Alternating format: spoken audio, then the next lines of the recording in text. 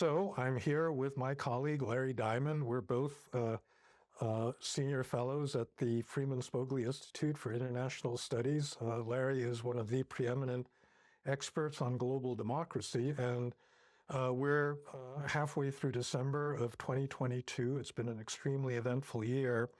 So I thought that we could just talk about the state of the world and how it's different, because a lot of stuff has happened with regard to democracy since, a year ago. So why don't we begin with something that's been on a lot of people's minds recently, which is China, where you've spent a lot of time. I mean, something's going on in China right now, right? They did this 180-degree turn on COVID.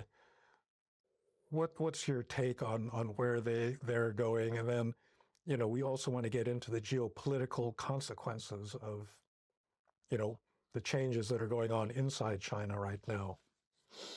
Well, it's great to be with you again, Frank. I think the China story today, about 2 months after Xi Jinping has choreographed the 20th Party Congress to give himself another third term as the paramount leader in China, and to completely and totally personalize his control of the Chinese Communist Party and the senior ranks of the leadership at every level, is interesting, because I think things are moving in diverse directions, or divergent directions, in China. On the one hand, China has become, I think, very clearly a neo-totalitarian state. And that's because of the increasing, and I think the very appropriate word is Orwellian, use of digital technology for surveillance, repression, and control in a variety of ways, everything from facial recognition, they even have something called gait recognition now, to the pervasive cameras all over the place. That and it's gotten more serious since COVID, because they've also got these personal control. Yes, exactly. They have the COVID monitoring apps and mechanisms, and the technology has progressed and become refined. And this also enables the Chinese Communist Party state not only to identify and potentially preempt a lot of protests before it really gains momentum, but also to track people down after the fact and tell them, we saw you here saying X, doing Y. If that happens again, you'll lose your job, your parents will lose their pensions, forget about ever, getting college admission, right, whatever it might be. And they did that quite a bit, very meticulously, quietly, targeting one, targeting after another in Hong Kong to intimidate and silence the pro-democracy movement in Hong Kong. So you've got that whole trend of the supercharging and intensification of the surveillance and repression, right, state as a result of organization, will, technology, and so on. The second trend that I think has been going on for a while, but doesn't show any particular trend of abating, is the increasingly authoritarian and, in a way, Marxist-Leninist / Xi Jinping thought, intensification of ideology. And so this is a Chinese state and party that doesn't have the more relaxed attitude toward ideology and the effort to indoctrinate young people with it in Chinese universities, and to push ideology in corporations and other organizations, and to push it internationally. Instead, this is a regime under Xi Jinping that has an ideological and very explicit, both internationally and domestically, anti-democratic mission. And then the third thing is that Xi Jinping is just really kind of there forever now, I think. unless something dramatic happens. His control is as great as it is greater than any leaders since Mao Zedong. But on the other hand, I think what has been revealed by the recent public protests against zero COVID, by the growing disenchantment with the slowing of the Chinese economy. Our colleagues here who are studying the Chinese economy at FSI argue that China has been experiencing negative economic growth. It's not slow economic growth. It's literally a recession. It would be the first recession since 1978, and the unemployment rate or the underemployment rate could be really very, very substantial for all the new college graduates. And many of them are not getting jobs. And they've also suffered through the humiliation and deprivation of being locked up, in some cases for long periods of time in their dorms or with their families or whatever it might be, in these zero COVID lockdowns. And then there are multiple generations who are feeling this alienation. So we're getting a lot of signs, not only from the bursts of protests and the glimpses of social media frustration that are bleeding out, but from a lot of anecdotal evidence that young people and even older, more established people with a lot of resources and a lot of capital and international connections have lost faith in the Chinese Communist Party and its leadership and its purpose and its ideology. And so what I think, I do not think any of these protests have any prayer of bringing down or in the near term seriously destabilizing Chinese Communist Party rule in the near term. But I think there's reason to believe that China is entering a period of legitimacy decay, legitimacy even crisis, buried and subterranean and masked by people's need to, show superficial fidelity to the party, and possibly a period of economic and political stagnation, not unlike what set in the so-called Brezhnev era and thereafter. So I think what we're seeing in China is maybe the beginnings of the makings of a long-term crisis for the party. So the second item that you said was, the negative trend towards increasing neo-totalitarianism was ideology. And it seems to me that that's probably the weakest of those trends, right? I mean, you have Xi Jinping thought. I was given this book of Xi Jinping thought the last time I went to China, and I'm sure nobody reads that. Mao actually could, he could inspire people.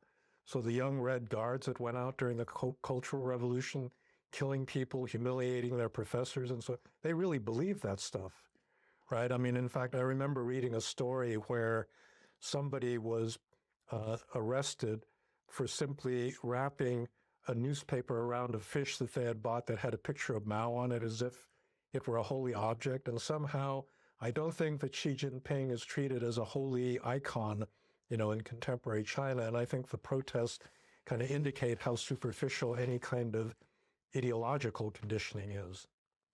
I think that's a very astute observation. He's certainly not revered or treated with the kind of charismatic cult-like devotion that Mao was by many sectors of the Chinese population. But I think the renewed emphasis on ideology, kind of absurd though it is in a way, because you're right, who really takes seriously and who really has absorbed this mishmash of Xi Jinping thought, quote unquote. But I think it's significant in this respect. There's renewed emphasis on it. There's a renewed effort by the party to penetrate organizations penetrate consciousness and push it, and yet it is not being received with reverence and devotion. And I think that is another dimension of the legitimacy crisis that's Right. brewing. Okay, so Larry, let's now take it up a notch to the geopolitical implications. There are several different theories. So one of the theories out there is that we've actually hit peak China. And if what you're seeing is actually, a lowering of the overall growth rate based on a fundamentally faulty economic model, all this overinvestment in housing, not to speak of zero COVID, China may actually, instead of converging and overtaking the United States within the next decade, it actually may never overtake the United States. The United States is actually doing pretty well in terms of economic growth right now, innovation, all these other things. Does that make China more dangerous or less dangerous? And in particular, you've been to Taiwan twice the past few months, and everybody after the invasion of Ukraine is worried about whether this is, a possibility out in East Asia. So what's your view? I mean, does any of this domestic turmoil and the general slowdown or the possibility of peak China already having been passed, is that something we should be happy about or worried about? Well, in the long run, we should draw some hope from the fact that American democracy and, if we can put it this way, American capitalism, if we can restrain and reform its worst impulses, has an underlying resilience and capacity for renewal, innovation, and sustained or refashioned productivity that China's neo-totalitarian Communist Party state is not really proving able to sustain and match.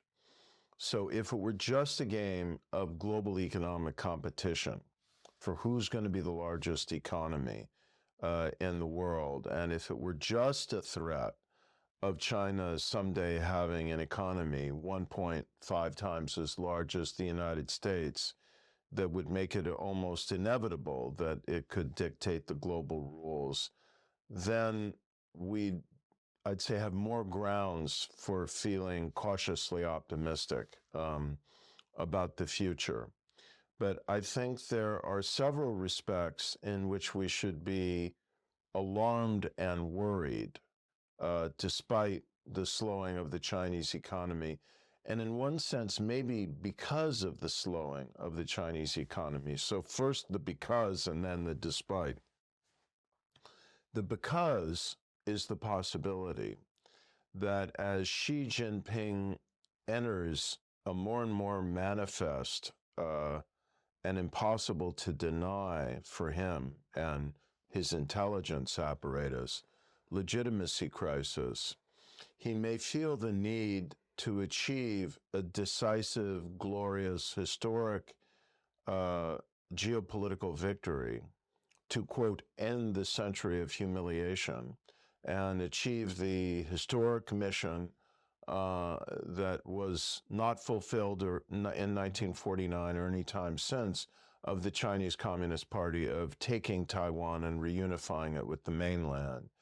And he may decide to gamble on that in order to give himself a kind of cocaine high of a surge in legitimacy and pride from China's military, achieving that by one way or another, whether it's a blockade and then capitulation or a lightning amphibious landing and conquest or whatever it might be. And if you look at what China's been doing to enhance its military, it's still got plenty of money to pour into the modernization of the People's Liberation Army and its Navy and Air Force, Space Command, and so on, its other technological assets. So I think the danger of a Chinese military strike to force the unification of Taiwan is growing, despite what we were just talking about China's economic stagnation, and either despite or because, depending on your analysis, the political legitimacy crisis that it is entering. And it is sobering that American military leaders and planners, including the commander-in-chief of the Indo-Pacific Command, Admiral Aquilino, and the chief of naval operations, the head of the U.S. Navy, are accelerating and not moderating their warnings about a potentially not imminent in terms of the next 12 months, but a time horizon that has been assumed to be out around 2027, but they're now even shortening it to possibly 2 to 5 years from now. And our colleague Oriana Mastro would say the timeline may be even shorter than that. Well, she thinks it could be, a year to 5 years, and she thinks it's highly likely, as a matter of fact. So I think it's a time of enormous danger, and I'll add one other thing that's worrying me, and then we come to what is to be done. The other thing that's worrying me in terms of the general competition between China and the United States is we've seen throughout history, Nazi Germany, North Korea, lots of examples, a state may or may not be overall sustained economic dynamic, but if they are concerted and monomaniacal in investing a disproportionate share of their assets in military modernization and in military power projection, they can potentially achieve feats, leaps of military capacity and military readiness and even military technological innovation that are beyond what you would have predicted from a straight line projection of their general economic and technological progress. So we have to bear that in mind. Okay. This is their priority, and they're heavily focused on it. And technology is probably going to determine if there is a war between China and the United States. Technology will be a powerful determinant of who prevails in that. And so, for example, China's development of missiles that could sink American aircraft carriers from hundreds of miles away has already changed the parameters of that conflict in potentially dramatic ways. If I could say, Larry, I think the aircraft carrier battle group became obsolete about 50 years ago. Maybe. And we just haven't noticed it because we've been fighting these low-intensity wars. But yeah, I think that...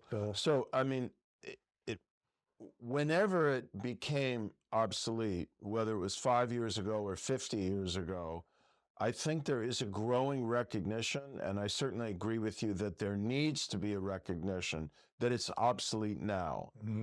And so if we ask what is to be done long term, or let's say medium term, one of the things that needs to be done, I think, is that we need a bigger Navy and a very different Navy. So the logical extension of one logical extension one could project from what you're saying is we need a smaller number of much more mobile, distributed, lethal naval vessels that are less vulnerable to the kind of big strike or preemptive strike that could disable our ability to project power. And so I think we need that for the United States Navy. We need to kind of restructure what the Navy looks like, and we need a lot of new military vessels of various kinds and a lot of new technology. And our production lines are not set up to meet the challenge in multiple respects. And two respects among many, but the two that a lot of people are focused on now is how long it takes us to build new ships. China can do it in a fraction of the time. And the second is that we do not have adequate supply lines for our armaments and ammunition. Right. So we're seeing in Ukraine now, you supply these drones, these javelins, these stingers, these other kinds of missiles and anti-missile weapons and so on. And then suddenly you find that our cupboard is bare. Right. Our cupboard is bare up to the point we're stopping in order to have some kind of reserve for our own defense. And because it's often one company that produces this stuff, and they don't want to set up new production facilities without knowing that they're going to have a steady customer deep into the future, the whole structure of procurement and production of weapons is incredibly messed up. Our colleague now at Hoover and here at Stanford, who was until recently the head of the Defense Innovation Unit, Mike Brown, has been writing about this and sounding the alarm bell about this. So we've got to fix that, and we've got to fix it pretty quickly. Some of us think, I'm a strong believer in this, that we need to transfer the technology to produce more of these weapons. I think we've already done it with one, but we need to... Well, Australia will be producing SSNs sometime in the 2040s. We need to transfer to Taiwan the ability to produce javelins and stingers and some of the more immediate stuff much more quickly. And Taiwan could probably do it pretty quickly, and then it has its own stockpiles of weapons right there. Beyond that, one of the things I think we learned when we took a delegation of Hoover and Stanford scholars to Taiwan in August, I think there was really quite a consensus around the so-called porcupine strategy of preparing Taiwan for defense and deterrence, that it's really vitally important that Taiwan pursue a strategy, and that we, through our various forms of assistance and engagement and sales and supplies of weapons, help them and encourage them to pursue a strategy that substantially departs from the emphasis on big, heavy weapons that can be taken out quickly.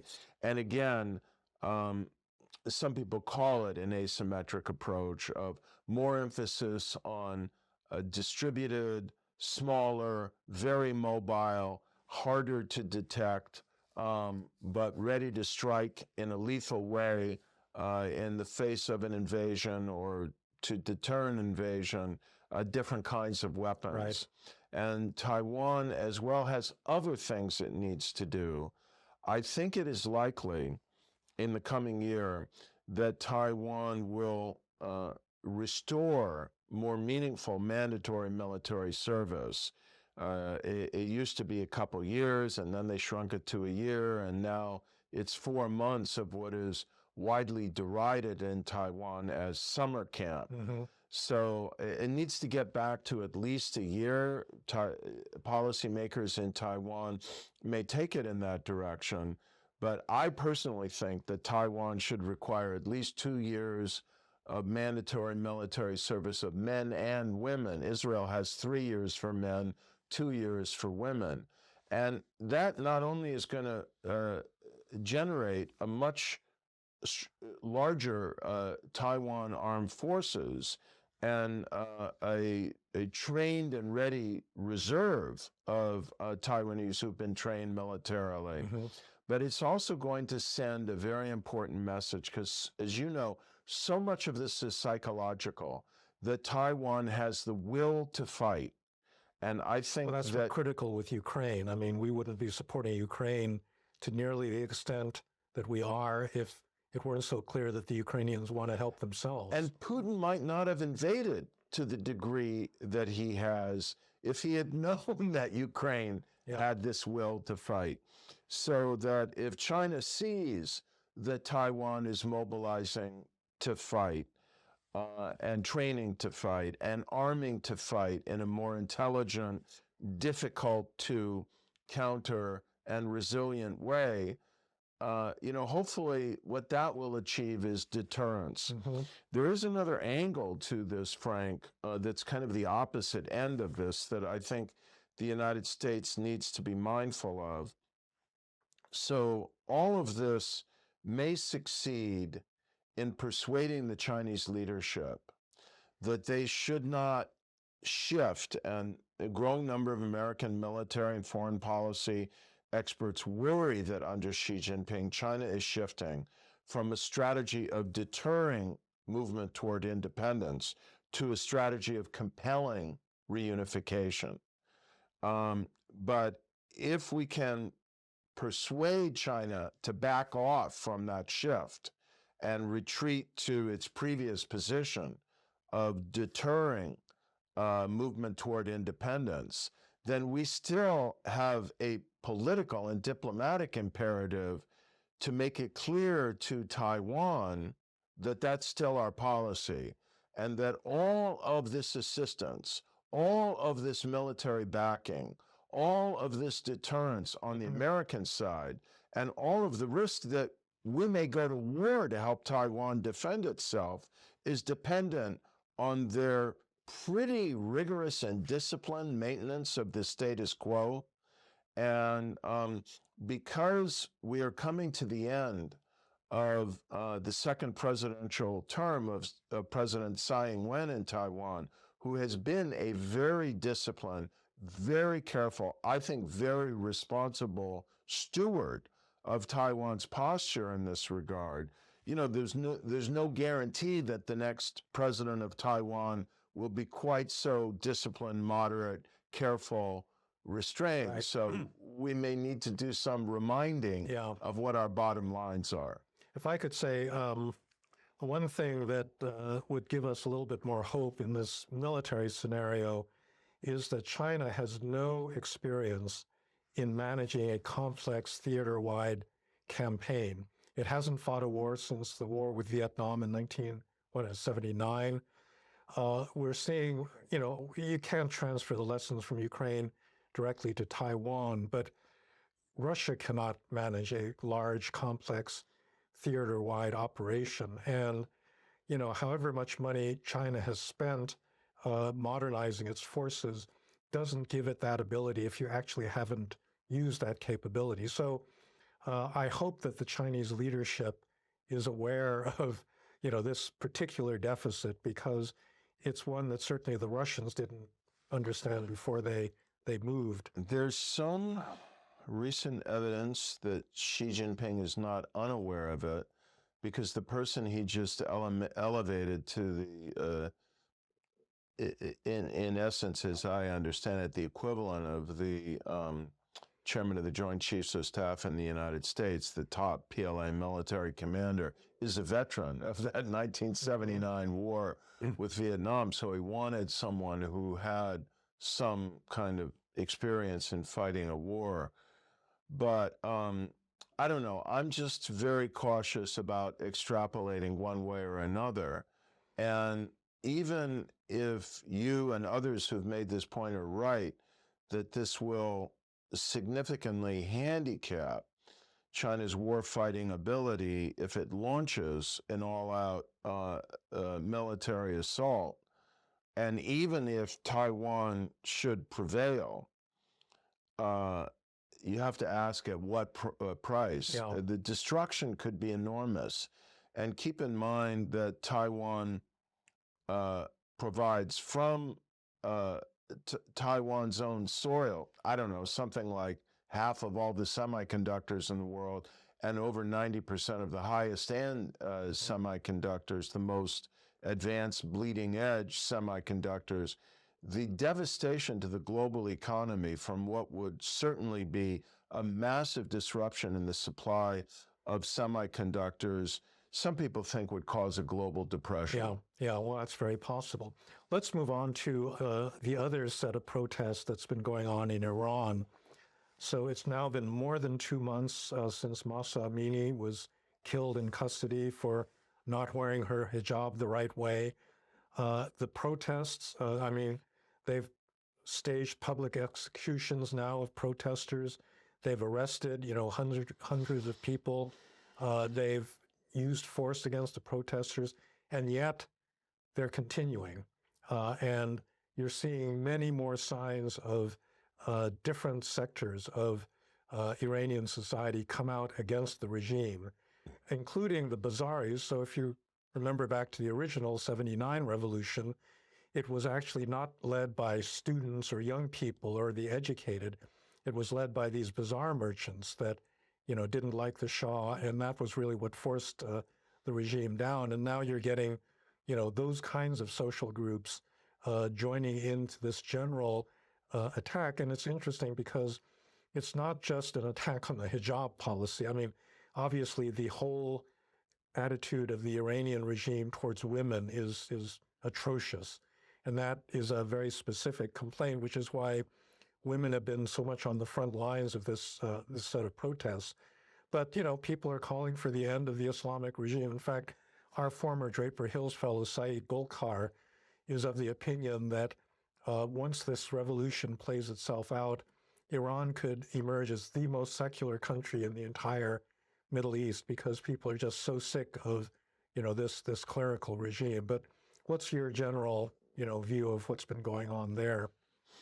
Well, there is one interesting parallel between the protests in China and the protests in Iran, but it's much more, what I'm about to say is much more manifest and advanced in Iran than in China. And that is once people start protesting a narrow grievance and a narrow outrage, the enforcement of the hijab in Iran and the murder of this brave young woman, the zero COVID policy and the insufferable lockdowns in China, and then they come out into the streets, they kind of, after a while, every frustration and every dimension of anger and disgust is kind of unlocked and unleashed. And in each case, we've heard and seen broader calls for freedom, and in Iran for democracy. Now, it's much more widespread in Iran, but you've seen the word freedom. And I don't think in China, in the protests, and I don't think they only meant it, we want freedom to move about and not be locked in our apartments. Many people have been writing and saying, we want to be able to express ourselves. We want a free society. And, many of the intellectuals and businessmen and professionals, they've been out around the world. They've studied in the United States, studied in Europe, studied in Australia, done business in various places. For a while, when China was riding high in the saddle with rapid economic growth, they kind of bought the line that China had a superior system.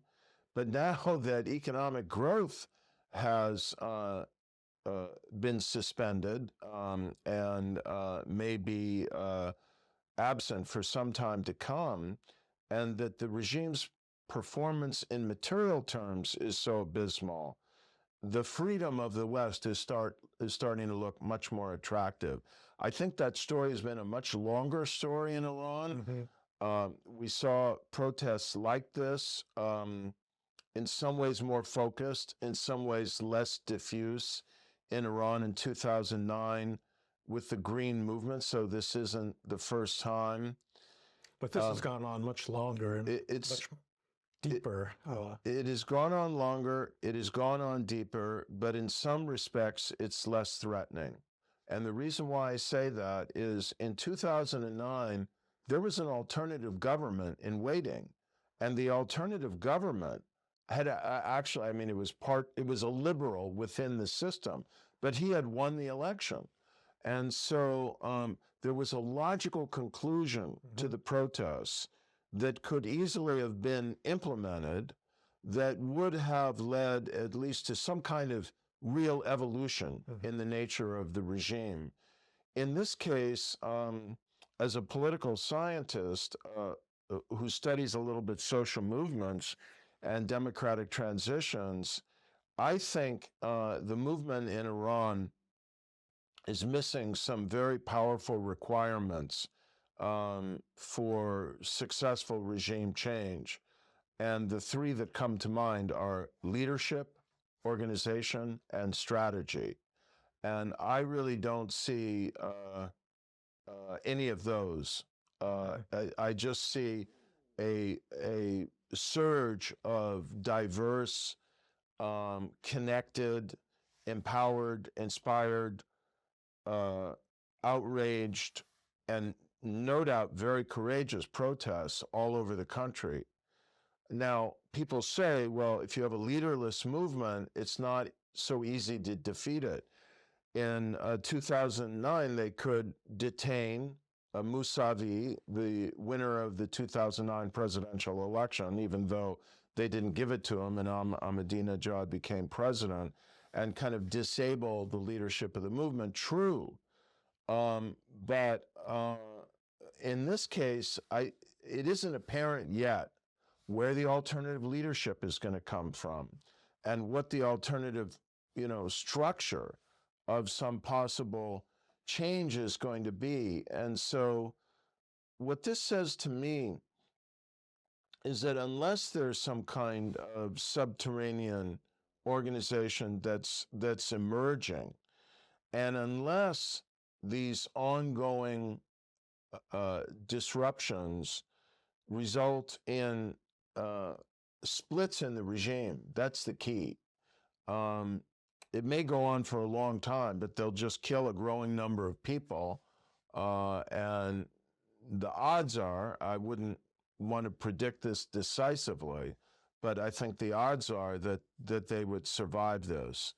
And so then we have to ask, what would be the scenario for splits in the regime? I think this is just the key to understanding where Iran may be headed. And the scenario would have to involve the business community. So I think what you said about the bazaris is very important. But it would have to, that would somehow have to provoke or connect up with some kind of split in the security forces. And the tragedy of Iran today is that the Iranian Revolutionary Guard Corps appear to be, I'm not the expert here by far, appear to be still pretty coherent. And then the Basij, which our friend, the irregular kind of young, thuggish shock troops of the regime that Saeed Golkar has become an analytical leader in studying, unless we start seeing splits there, it's just hard to see how the regime is going to be brought down.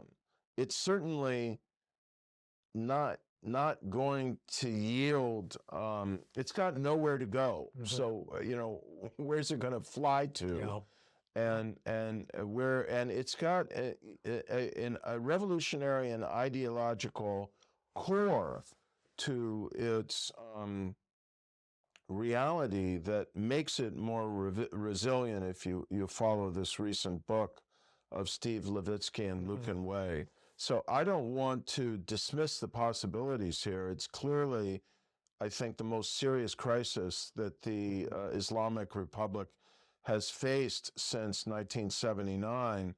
But I think that we shouldn't just assume that it's going to end in victory. Well, not to assume anything, but there are a couple of factors in Iran. I mean, Iran right now, and for several years, has been facing multiple crises. Pooya Azadi and the folks that are studying the Iranian economy here at Stanford have documented there's an ecological crisis, water table is dropping, there's prolonged drought, banking system has collapsed, the economy has been in free fall, high inflation. The other thing that is really interesting about that entire region is that something on the order of more than 60% of all college graduates are women now.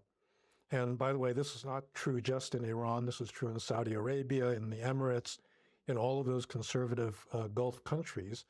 And I think that it's just hard to see how you can educate that many women and not have it affect every single family, right? Because within the elite, everybody's, got a wife, a sister, daughter, who is being, personally put in this horrible position by these old men that are running, the country. And so I do think that there are some, social factors and deep economic factors that, will really eat at the legitimacy and, maybe cause some of those splits to occur. So I hope that's true as soon as possible. I'm pretty convinced it is an incremental trend that will have bumps and eventually an earthquake that will bring down the Islamic Republic. But I would just say, looking at the Venezuelan case, which some of us have been studying for the 2 decades now, incredibly, or so, that the Bolivarian socialism has destroyed Venezuela's economy and society. If you've got a steady flow of resources in both of these cases, not coincidentally, and Russia as well, in oil revenues, and you've got a coherent security apparatus, and add on a little layer of ideological conviction, although I'm not even sure that's necessary, they can stumble on for a long period of time if they're willing to kill enough people. So some critical necessities here is they have to find ways to sustain the mobilization and transform the mobilization, adapt it to the pattern of repression in the face of probably what are going to be a lot of executions and a lot of deaths, a lot of torture, a lot of horrible stuff. And they've got to find a way to generate splits in the regime. Right. So for a wrap up of this discussion, let's talk about the United States, because I think that all of us, when we entered 2022, were very worried about democracy in the United States itself, that there was a concerted attack whose depth has been made clear by the January 6th committee in Congress, that was orchestrated by the former president of the United States with the intention of stopping a peaceful transfer of power after Biden's electoral victory in November 2020. And I think there were a lot of fears about the Republicans surging back in November in the midterms, which is something that almost always happens, and yet it didn't. There was no red wave, and in fact, almost all of the election deniers that had been backed by Trump in swing states were defeated. All of them in the swing states. So I think that, everybody breathed a sigh of relief at that point that, Mastriano and a lot of other Carrie Lake didn't get elected. So what's your assessment of how much out of the woods we are and how much the ongoing threat to, so it's not partisan politics. It really is fundamental democratic institutions, Yeah, of course. your ability to carry out a free and fair election. What's your assessment? And to otherwise sustain democratic norms. So, I was relieved by the results of the election. And this is putting aside all partisanship, because I don't think anyone had to worry about a Republican, Brian Kemp, being elected governor of Georgia. He hadn't signed on to this anti-democratic narrative and deeply anti-democratic actions. And the fact that the Republican MAGA movement didn't have wider success, particularly in the swing states, that its militant election deniers in the swing states all lost, and that Trump is really, since the election, increasingly discrediting himself with his outrageous behavior and rhetorical extremism. You mean and you're not going to buy one of those Trump Superman cards for $99? I didn't even see that, but I think I'll pass on it. All of these are encouraging signs, but I won't surprise you to know, since I've poured already some cold water on the optimism that could be drawn, and to some extent should be drawn, from many of the positive developments in recent months, including, for example, a very important one, I just want to note it, is the fact that the Brazilian version of Trump, Jair Bolsonaro, was defeated in the runoff presidential election in Brazil. And, I'm not even sure he's really conceded, but Lula da Silva is going to take office. And like Biden, he is going to be the next president of his country. But the calamities or worse outcomes that we have evaded, I'd say both in Brazil and in the United States, have not been evaded by massive margins. Lula won by 3-4 percentage points. And ironically, a lot of the election deniers in the United States in these swing states were defeated by 3 or 4 percentage points. Kari Lake, who I think may be the most dangerous of these MAGA extremists and anti-democratic personalities who were running on the Trump version of the Republican ticket, she lost in a very close gubernatorial election in Arizona. Fincham, the extreme election-denying Secretary of State candidate in Arizona, lost by a few percentage points. The same for the Secretary of State candidate in Nevada, and in a few of these other states, they lost, but they were not rejected in a massive landslide. So that's the first thing.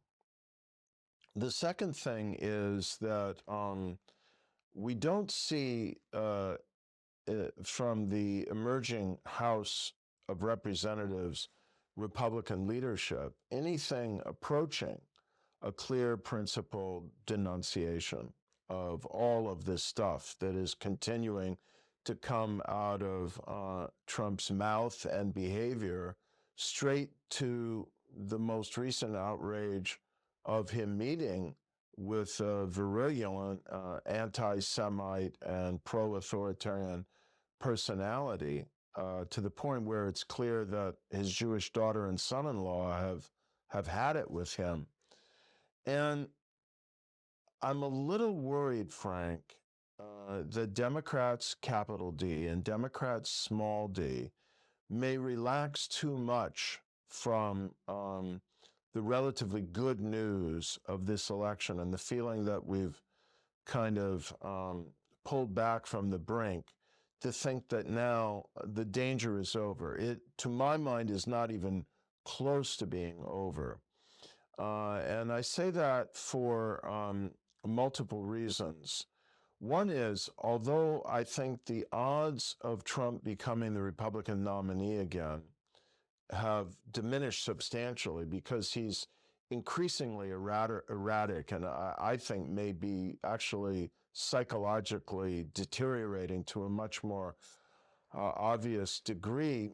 In one sense, that's encouraging. It makes it seem less likely that he'll be the Republican nominee, because I think he constitutes a uniquely dangerous threat to American democracy. But on the other hand, if there are 10 Republican candidates next time and Donald Trump, and the Republicans have not adopted, which would be an obvious response to the dilemma they're facing, ranked choice voting to choose the winner of their primaries because they don't want to legitimate Well, ranked no, in choice fact, I voting. mean, most Republican states have winner-take-all electoral rules. Right, with first past the post. Yeah. So Trump could win, as he did in 2016, but maybe even more so, one state after another with 30, 35, 40% of the vote. And he could be the Republican nominee again. It's not that difficult to Yeah. imagine. And so then people say, well, great, then Biden will be reelected for sure. And I'd say, yeah, probably. But, it looks like President Biden is going to run again. Yeah. I personally think that's a mistake for the Democratic Party and the country simply because of his age. And I think he's actually been a pretty good president. But, you run for president at the age of almost 82, and you're starting to push the actuarial tables a little bit. And, if he's the candidate and Trump is the candidate and there's an unforeseen economic crisis or he has an unforeseen health crisis or something, who knows? In other words, we shouldn't rest, we shouldn't relax, and we shouldn't assume that it's unthinkable that Trump could be reelected again. And then you've got all of the efforts to assault the integrity of the electoral process at lower levels and to threaten the lives of election officials, to disrupt things. And I just want to mention two more things that concern me. There's now a lawsuit underway, and the Justice Department, I believe, is investigating here. There was an effort by a lot of MAGA Trump enthusiasts, including this maniacal Trump, pro-Trump, I hesitate to call her lawyer, but that's her profession, Sidney Powell, to try to acquire the code for the election machines, the voting machines in many of these states.